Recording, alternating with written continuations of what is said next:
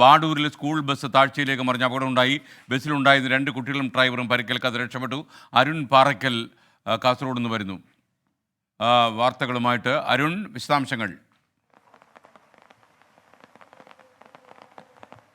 Good morning. ഇന്ന് രാവിലെ ബാഡൂർ പദവിൽ വെച്ചാണ് ഈ സ്കൂൾ ബസ് നിയന്ത്രണം തെറ്റി താഴ്ചയിലേക്ക് മറിഞ്ഞത്.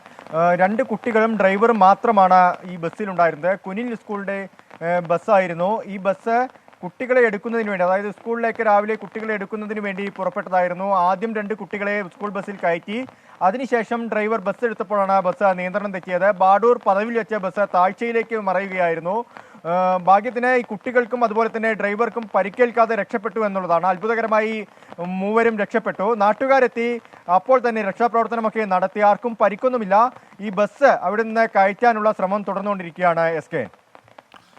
ഈ അരുൺ, മറ്റൊരു കാര്യം കൂടി, ഒരു വാർത്ത അരുൺ റിപ്പോർട്ട് ചെയ്തല്ലോ. ഈ നീലേശ്വരത്ത് ബൈക്കിന് പിറകിൽ കാർ ഇടിച്ചൊരു വയോധികൻ മരിച്ചു എന്ന കാര്യം. ഇരിക്കൂറിലെ ഹമീദിന്റെ കാര്യമാണല്ലോ പറഞ്ഞത്. എന്താണ് വിവരങ്ങൾ? ഇന്നലെ രാത്രി കാസർഗോഡ് നിന്ന് കണ്ണൂരിലേക്ക് മടങ്ങും വഴിയാണ് അപകടമുണ്ടായത്. നിയന്ത്രണം വിട്ട കാറ് ഈ ബൈക്കിന് പുറകിൽ ഇടിക്കുകയായിരുന്നു.